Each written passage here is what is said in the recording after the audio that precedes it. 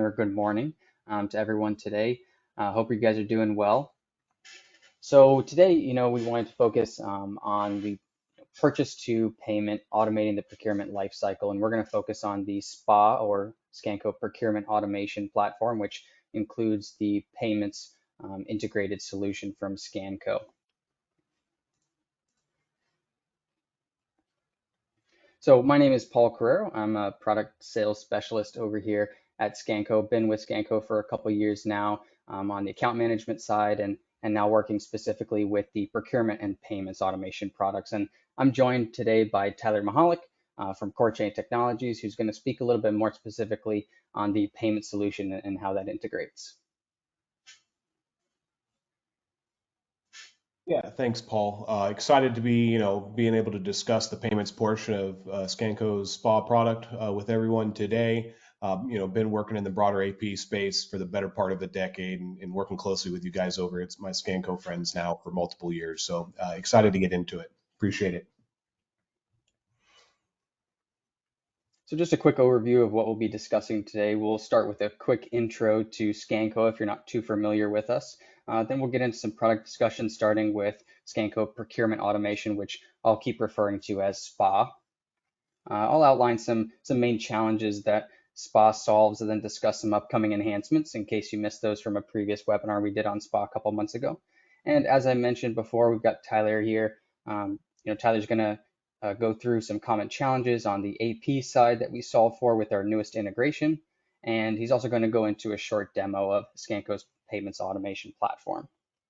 After the demo, we'll finish up our session today with an opportunity for you all to ask us some questions. And if we have a little bit of time at the end, then we'll get through all those questions from you guys as those come through.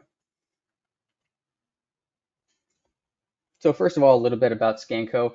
You may already be familiar with us, but I just want to provide a little bit of background on Scanco before we get started. So we've been a leading provider of supply chain automation technology for over 30 years. Over this time, our solutions have delivered unequaled efficiency and visibility for manufacturers and distributors worldwide.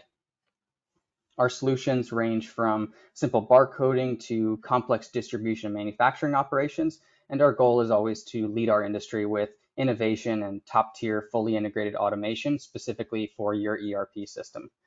Thousands of companies trust us with their supply chain challenges, and we're happy to provide them with cutting-edge solutions. And SPA, or Scanco Procurement Automation, and the built-in payments automation are just the latest two members of the Scanco solution family. So you might be thinking, okay, Scanco does barcoding, automates the warehouse, why procurement? Obviously Scanco is always looking for the next way that we can help distributors and manufacturers save both time and money. And although we have a wide range of solutions for all of these challenges, we noticed that there was definitely some gaps, at the beginning of these processes, and we wanted to address those. And that was the procurement process, getting goods into the warehouse so that we can actually, help you guys control those goods once they come in. So we went to customers and partners. We talked about the challenges that they're having, especially with, supply chain challenges and, inconsistent or unpredictable lead times. And we, solved for those. And we looked at the downstream impacts and how we could make sure that we control that process in the beginning so that we can continue to help you maintain and control your inventory once it arrives. If you missed our last webinar, you can head over to Scanco YouTube page to see the recording of that, where I showed a full demo of the SPA platform. Or if you prefer, you can always reach out to myself and get a demo set up for the SPA platform as well. But if you're not familiar, this is kind of what it looks like. And we'll get into some details today on the payment side of how we access the payments piece and what that's going to look like. In addition to what's already there in the SPA platform, there are some upcoming enhancements and integrations that we also wanted to mention. So the big three here are for production management.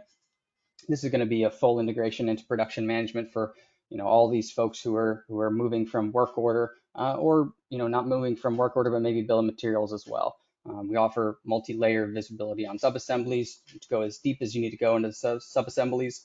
And we're going to generate work tickets inside of Sage for you as well with no manual entry. The other two, projected demand, historical trends, giving purchasers and supervisors the ability to look ahead and look back at previous trends, especially seasonality, to help better advise them on their purchasing decisions. The best part is that SPA is cloud-based, and as these enhancements are completed, current customers are going to have access to these enhancements immediately with no need to reinstall, no costly upgrades, or moving to new versions. At this point, I'd like to send it over to Tyler, who's going to be discussing AP automation and how that's also integrated into the SPA platform. Tyler? Yeah, thanks, Paul.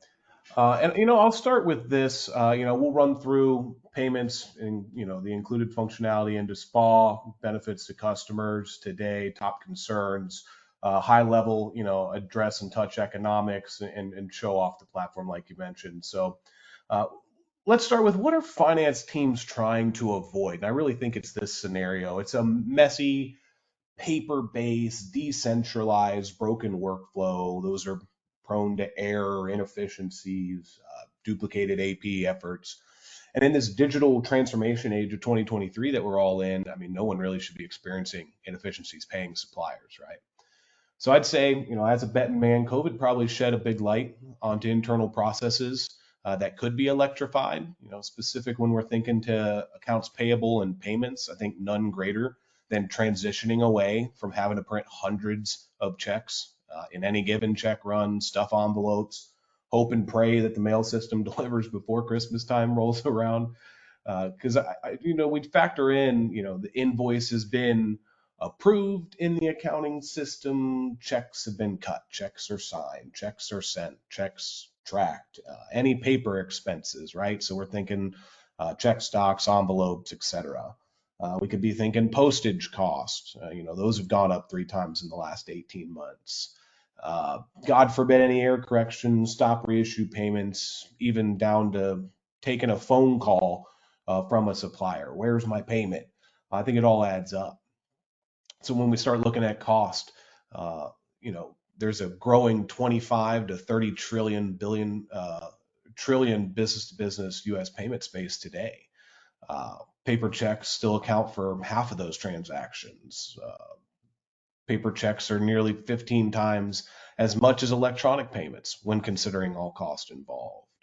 But I don't think costs are the only concern that finance and AP managers have today. Talking to finance professionals the other week, topic of fraud arose.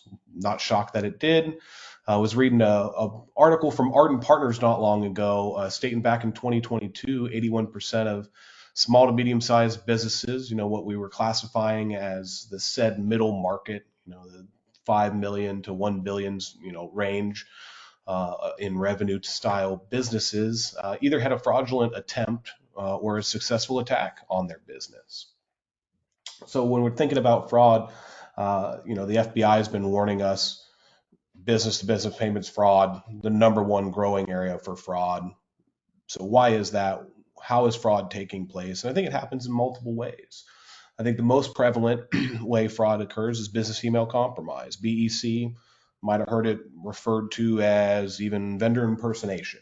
So essentially what it is, it's where a fraudster poses as a real supplier to reroute payments to a bank account that's actually controlled by fraudsters.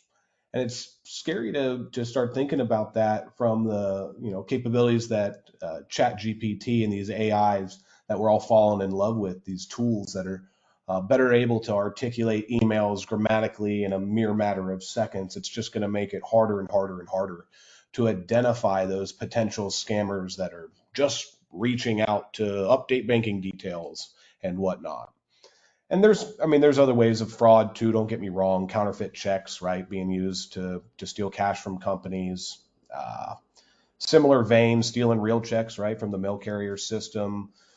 Through a process of check washing. Fraudsters can rewrite that dollar amount to their choosing. What's interesting to me, I think banks reported back over 680,000 check fraud situations to financial crimes enforcement back in 2022, which was nearly double what it was from 2 years ago. So check fraud, it's estimated to be a billions sized problem. In not all cases, the money able to be recovered. So the growing common denominator in fraud, whether it be through checks or emails, business email compromise, is just, being aware that the numbers are increasing. We got to take appropriate measures. So, when we're talking about fraud, we're talking about controlled cost. What's the answer? And I think the answer that SPA's come up with is e-payments, right? So what we're offering is multiple payment types to suppliers. So side note, supplier onboarding, it's a lift that SPA is able to manage on a customer's behalf. We can reach out to the suppliers, present the options here that you see available, answer their questions, help enroll them into their preferred payment method. So what are the methods? You'll see virtual card. I think that's a very common method. It's really somewhat new in the last 5+ years or so, but growing more and more common. It's that secure, encrypted, one-time payment card. It's for the exact dollar amount, not a penny more, not a penny less for the transaction that's occurring. I think we're all familiar with the ACHs, enhanced ACHs, and then even able to offer an e-check or paper check. So SPA is able to process 100% of the business-to-business vendor payments that a company would have. I mean, we have a growing network of 250,000 suppliers that we already know how that they want to be able to ultimately accept payment from their customers, and we're able to reach out and touch base and really explore the ways that are going to be best for them. And through e-payments, I mean, that encrypted security, the additional enhancements, the ID vendor verification, it's all the steps adding up to be able to help avoid those fraud concerns. In the interest of time, I'll briefly mention as well, why still offer paper checks after, a couple of things we've talked about and mentioned so far. I've had clients ask me, well, Tyler, we have suppliers, they're up in Pennsylvania, maybe about a dozen and a half of them, worked with them for 2 decades, do great work, don't want to lose them. How would they get paid if we were to consider using this platform because they're Amish? And their most advanced tool is a fax machine. There's no way that they can receive emails. They don't take phone calls. How would it work for them? So in some cases, and I think in order to be able to facilitate the 100% of payments, right, a check could be necessary. But I think in the majority of cases, what you'll see is those electronic payments making the most amount of sense. And I'll jump to economics quickly to cover it. Turning AP from a cost center to a profit center, is it possible? And I think that answer is yes. For suppliers that adopt a virtual card payment, there's a percentage of cashback rebates provided to the customer.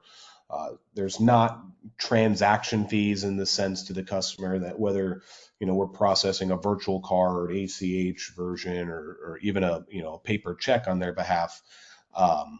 There's no fees to incur those payments, and we're able to facilitate all those for customers. So when you're looking at expected savings, you could see the example there. The average cost of a paper check, all hard and soft cost in toll, can be typically between $8 to $12. So you can do the math there at 5,000 checks annually, what that could be saving. And then, jumping into the live payments automation demo, I mean, I'll mention this real quickly from this screen grab right here on the left-hand side of the navigation pane. You'll see the $ icon.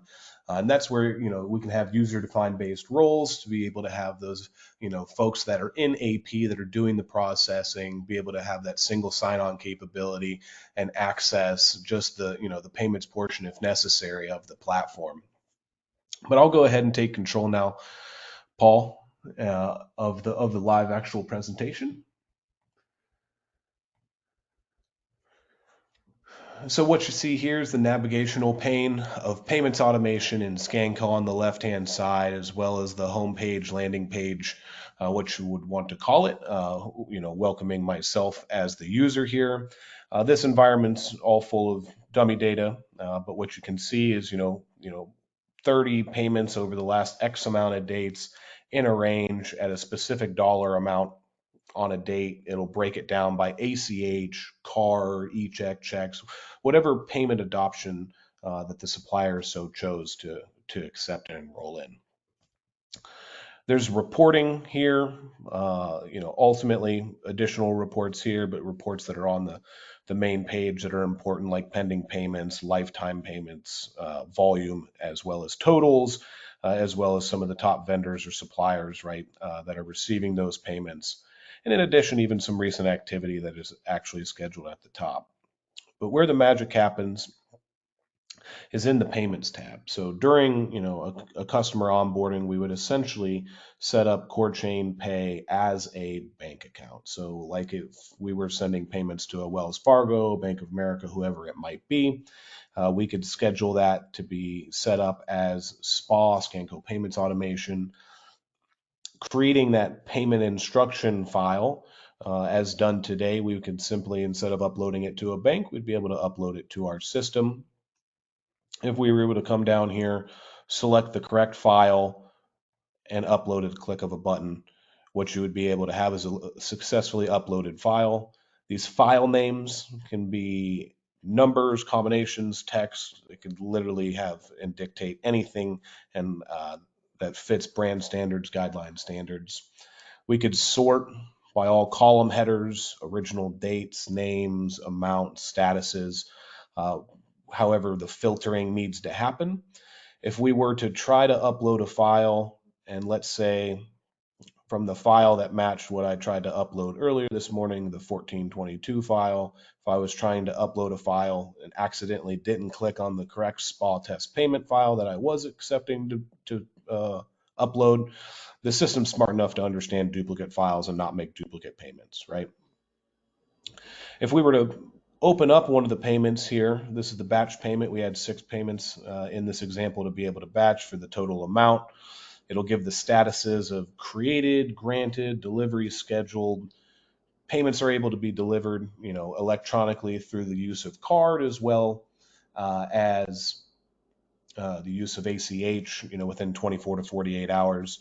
So you'd be able to see payment accepted as well as payment settled terms once those are facilitated by CoreChain. We could see that Hannah and the rest of the payments here, we know what supplier is being paid, for how much, and by what method of payment. If we wanted to drill in, we could do it one of two ways.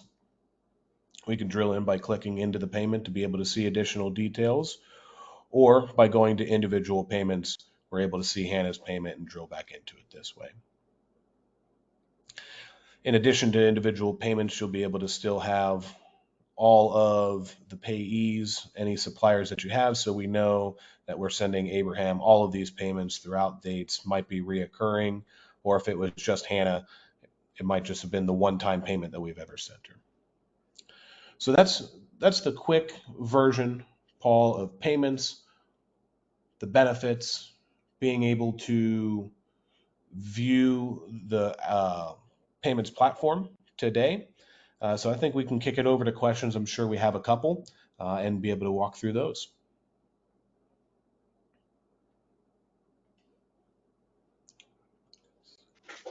Awesome, thanks. And we did get a couple come in as you were kind of going through some of that presentation.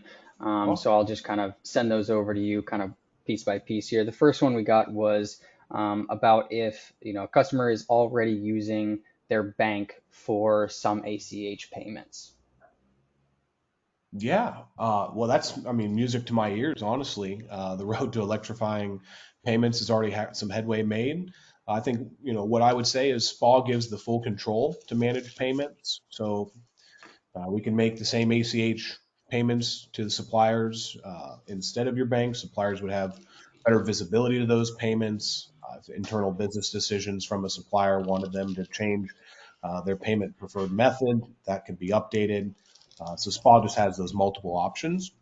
However, I think it's good an important note to point out as well is that Scanco Payments isn't an all or nothing proposition. So just simply meaning that we could process 100% of the business-to-business supplier payments. Sometimes there's one-off situations where maybe a customer would want to process a payment themselves. So we can, be happy to jump into that and explore it on a case-by-case basis. Awesome, thanks. And the other one that came through kind of on the payments side was, how do I tell my suppliers about a new payment solution? So maybe some concern there about maybe onboarding some of those vendors and making sure they know. Yeah, something we didn't touch on in too much detail, but yeah, it's definitely something that SPA is capable of doing, reaching out and managing the whole supplier onboarding process. We can give talking points to suppliers if they're asking about it during the onboarding. We could provide email templates as well to customers to be able to send those out to vendors, simply notifying them of the pending outreach that they would be able to receive.